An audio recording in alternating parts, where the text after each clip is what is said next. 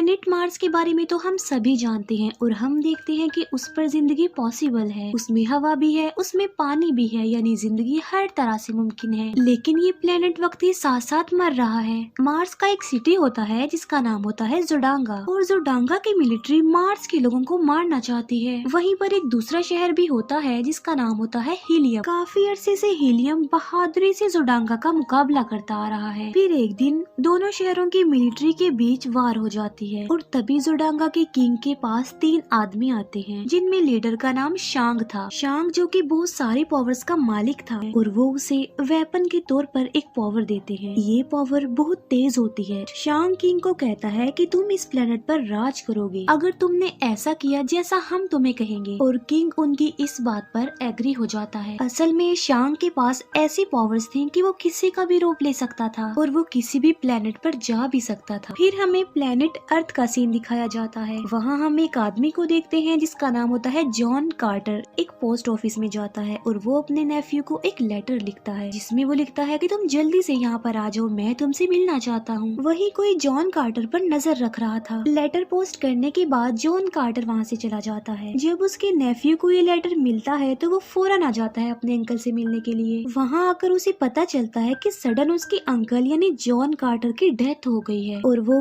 उस जगह पर जाता है जहाँ पर जॉन कार्टर की डेड बॉडी थी, और वो एक रूम था जिसे सिर्फ अंदर से ही खोला जा सकता था। जॉन कार्टर का आदमी उसे बताता है कि हमने उसकी डेड बॉडी को दफन नहीं किया है, क्योंकि जॉन कार्टर की लास्ट विश थी कि उसको दफन न किया जाए बल्कि सिर्फ खुले कॉफिन में बॉडी को रखा जाए। वो आदमी जॉन कार्टर के नेफ्यू को एक डायरी देता है जो कि जॉन कार्टर की थी। वो बताता है कि जॉन कार्टर की विश थी कि इस डायरी को सिर्फ मेरा भतीजा पढ़ेगा, इससे शायद तुम्हारी सारी कंफ्यूजन दूर हो जाए, तुम्हें तुम्हारे सारे सवालों के जवाब भी मिल जाए। उस डायरी में जॉन कार्टर ने लिखा होता है कि तुम उन सारी कहानियों पर बिलीव करते थे जो बचपन में मैं तुम्हें सुनाया करता था, लेकिन अब तुम बड़े हो चुकी हो, इसीलिए तुम मेरी इस कहानी पर भी बिलीव करो जो मैं तुम्हें सुनाने जा रहा हूँ। और वो उस डायरी को पढ़ना स्टार्ट कर देता है जिसमें लिखा था कि आज से तकरीबन 13 साल पहले मैं एक सोने की केव ढूंढ रहा था, लेकिन उसे कर्नल के लोग पकड़ लेते हैं और प्रिजनर बना लेते हैं। असल में वो जॉन कार्टर को अपने साथ शामिल करना चाहते थे, लेकिन तभी वहाँ दुश्मनों के लोग आ जाते हैं जो कर्नल के सोल्जर पर अटैक कर देते हैं। लेकिन जॉन कार्टर और कर्नल वहाँ से भागने में कामयाब हो जाते हैं और वो जाकर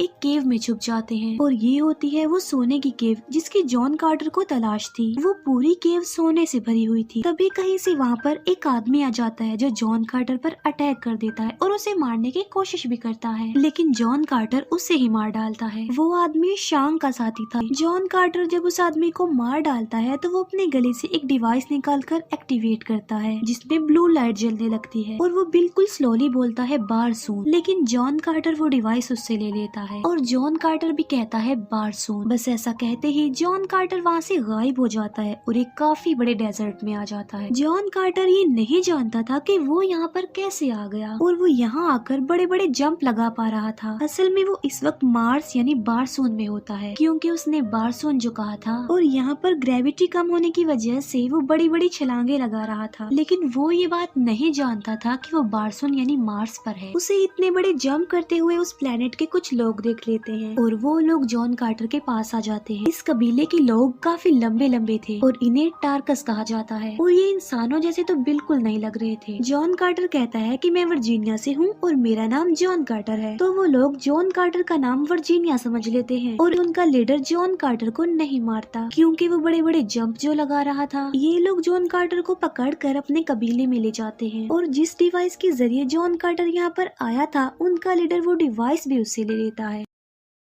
आसमान में जोडांगा और हीलियम की फाइट हो रही होती है। हीलियम का किंग ये बात जानता था कि जोडांगा के किंग के पास नावी लाइट है जिसका कोई भी मुकाबला नहीं कर सकता, उसके आगे कोई नहीं टिकता। जोडांगा का किंग हीलियम के किंग को कहता है कि मैं तुम्हारी बेटी से शादी करना चाहता हूँ और अगर ऐसा हो जाएगा तो मैं वादा करता हूँ कि मैं तुम्हारे कबीले को कोई नुकसान नहीं पहुँचाऊंगा। और हीलियम का किंग इस बात पर एग्री हो जाता है कि वो अपनी बेटी की शादी जोडांगा के किंग के साथ करवा देगा, लेकिन प्रिंसेस इस शादी के लिए एग्री नहीं होती, इसीलिए वो सबसे छुपकर भाग रही होती है। नीचे टार्कस का कबीला भी ये सब कुछ देख पा रहा था और वो चाहते थे कि दोनों कबीले आपस में लड़कर मर जाएं ताकि मार्स पर हम राज कर सकें। भागते हुए प्रिंसेस प्लेन से गिरने वाली होती है। जॉन कार्टर ये सब कुछ अपनी दूरबीन से देख लेता है और वो अपने लंबे लंबे जंप लगाकर प्रिंसेस को बचा लेता है। जोडांगा का किंग ये देखकर नावी लाइट से जॉन कार्टर पर अटैक करने वाला होता है। शांग उसे बोलता है कि ऐसा मत करो, मुझे ये आदमी चाहिए बिल्कुल सही सलामत। जोडांगा का किंग जॉन कार्टर को पकड़ने ही वाला होता है कि नीचे से टार्कस उन पर फायरिंग करने लगते हैं, इसीलिए जोडांगा के लोगों को वहाँ से भागना पड़ता है। टार्कस खुश हो जाते हैं कि वो जंग जीत गए हैं। टार्कस चाहते थे कि जॉन कार्टर उनके लिए लड़े, लेकिन वो इस बात से साफ इनकार कर देता है। टार्कस कहते हैं कि अगर तुम हमारे लिए ना लड़े तो हम इस लड़की को मार डालेंगे, यानी हीलियम की प्रिंसेस को। इसीलिए जॉन कार्टर इस बात के लिए एग्री हो जाता है। प्रिंसेस जॉन कार्टर से पूछती है कि तुम इतने बड़े बड़े जंप आखिर कैसे लगा लेते हो। वो कहता है कि मैं इस बारे में कुछ नहीं जानता, मैं सिर्फ अपने सोने की केव की तलाश में हूँ। प्रिंसेस से जॉन कार्टर को ये पता चल जाता है कि अब वो प्लेनेट अर्थ पर नहीं है, बल्कि वो प्लेनेट मार्स पर है। इस बात से जॉन कार्टर काफी हैरान रह जाता है, लेकिन प्रिंसेस उस पर बिलीव नहीं करती कि क्या वो वाकई अर्थ से आया होगा। इसीलिए प्रिंसेस पूछती है कि तुम इतनी दूर से प्लेनेट पर कैसे आ गए। जॉन कार्टर प्रिंसेस को वो डिवाइस दिखाता है जिसके थ्रू वो यहाँ पर आया था, और वो डिवाइस अब टार्कस के लीडर के पास होती है। इसके बाद जॉन कार्टर, प्रिंसेस और एक टार्कस लेडी मिलकर एक जगह पर जाते हैं। वहाँ जाकर उन्हें एक हॉली रिवर के बारे में पता चलता है और वो एक दीवार भी देखते हैं जिसके जरिए जॉन कार्टर अर्थ पर वापस जा सकता था। फिर वो तीनों अपनी मंजिल के लिए आगे बढ़ जाते हैं। जर्नी के दौरान जॉन कार्टर को ये बात पता चल जाती है कि वो लड़की हीलियम की प्रिंसेस है जो भागकर यहाँ पर आ गई है क्योंकि वो जोडांगा के किंग से शादी करना नहीं चाहती थी।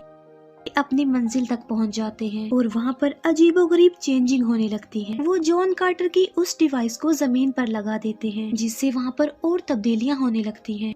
एक प्लेनेट से दूसरे प्लेनेट पर जाने के लिए कुछ वर्ड्स होते हैं और उन वर्ड्स को उस डिवाइस के साथ ही बोलना होता है। जब ये लोग वो वर्ड्स पढ़ रहे होते हैं तब वहाँ शांग और उसके साथी आ जाते हैं। शांग अपने साथियों को ऑर्डर देता है कि प्रिंसेस और जॉन कार्टर दोनों को पकड़ लो। प्रिंसेस को पकड़कर वापस हीलियम भेज दिया जाता है और साथ साथ जॉन कार्टर को भी पकड़ लिया जाता है। और जो उनकी तीसरी साथी यानी वो जो टार्कस लेडी थी जो उनके साथ आई थी, वो वहीं पर कहीं छुप जाती है और इसी वजह से वो बच जाती है। महल में प्रिंसेस जॉन कार्टर को बुलवाती है। जॉन कार्टर ये जानकर हैरान रह जाता है कि प्रिंसेस अब जोडांगा के किंग से शादी कर रही है, इसीलिए वो प्रिंसेस से पूछता है कि तुम ऐसा क्यों कर रही हो। प्रिंसेस कहती है कि तुम हम लोगों के लिए लड़ना नहीं चाहते और तुम अपनी दुनिया यानी प्लेनेट अर्थ पर वापस चले जाओगे और मैं जोडांगा के किंग से शादी कर लूं, यही मेरे लोगों के लिए बेटर होगा। और वो जॉन कार्टर की डिवाइस निकाल कर उसे दे देती है क्योंकि अब प्रिंसेस भी वो वर्ड्स जानती थी जिसके जरिए वो वापस जमीन पर जा सकता था। प्रिंसेस जॉन कार्टर के हाथ पर वो डिवाइस रखती है। वो जॉन कार्टर को कहती है कि तुम भी मेरे साथ साथ ये वर्ड्स बोलो। जॉन कार्टर ऐसा ही करता है और वो भी वो वर्ड्स बोलता है, लेकिन जॉन कार्टर आखिरी वर्ड नहीं बोलता। असल में वो वापस जमीन पर नहीं जाना चाहता था क्योंकि अब वो दोनों एक दूसरे को लाइक करने लग गए थे।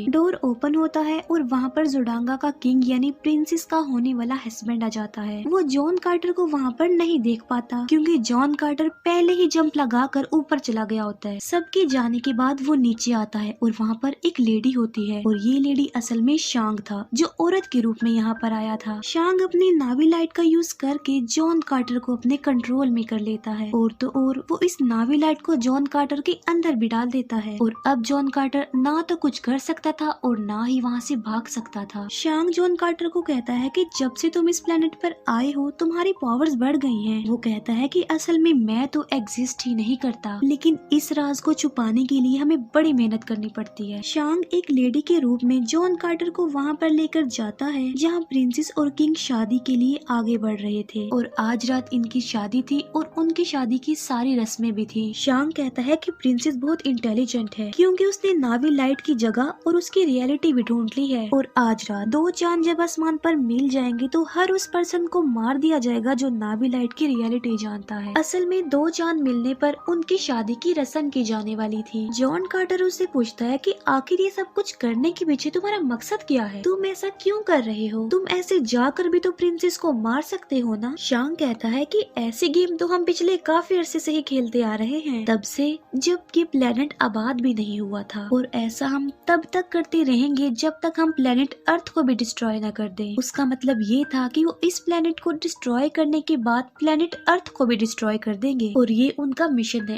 एक के बाद दूसरे प्लेनेट को डिस्ट्रॉय करना। और ये नावी लाइट हम उसी को देते हैं जो बेवकूफ हो और अमीर भी हो, और जोडांगा का राजा ऐसा ही है, अमीर भी है और बेवकूफ भी। शैंग कहता है कि हम खास मकसद के लिए बनाए गए हैं, लोगों से उनकी दुनिया को ही डिस्ट्रॉय करवाते हैं और इसी वजह से हमें ताकत भी मिलती। शांग जॉन कार्टर को कहीं और ट्रांसफर कर रहा होता है, तभी जॉन कार्टर का वफादार डॉग वहाँ पर आ जाता है और वो शांग के हाथ पर वहाँ पर काट लेता है जहाँ उसने वो नावी लाइट वाली डिवाइस लगाई हुई थी, जिसकी मदद से उसने जॉन कार्टर को अपने कंट्रोल में किया हुआ था। डिवाइस हटते ही अब जॉन उसके कंट्रोल से बाहर आ जाता है और जॉन कार्टर वहाँ से उन्हीं के एक एयरक्राफ्ट में बैठकर वहाँ से चला जाता है, लेकिन वो लोग जॉन कार्टर का पीछा करते हैं। जॉन कार्टर की तीसरी साथी यानी वो टार्कस फीमेल वो एक डेजर्ट में होती है और वो उस एयरक्राफ्ट पर गोली चलाती है जो जॉन कार्टर का पीछा कर रहा होता है। जॉन कार्टर का एयरक्राफ्ट भी वहाँ पर क्रैश हो जाता है। जॉन कार्टर कहता है कि मुझे प्रिंसेस को बचाने के लिए पूरी फौज चाहिए। जॉन कार्टर फिर टार्कस के पास जाता है और जब वो वहाँ पर पहुँचता है तो उसे प्रिजनर बना लिया जाता है, क्योंकि जो टार्कस का पुराना किंग था उसे भी अब प्रिजनर बनाया होता है और एक दूसरा टार्कस धोखा देकर उसकी जगह खुद किंग बन गया होता है। और वो जॉन कार्टर को डिसलाइक करता था और उसे मारना चाहता था, लेकिन पुराने टार्कस के किंग को जॉन कार्टर पर बिलीफ होता है कि वो हमारी रिस्पेक्ट वापस दिलवा सकता है। अगले दिन जॉन कार्टर और टार्कस के पुराने किंग को एक मॉन्स्टर जैसे जानवर के साथ छोड़ दिया जाता है,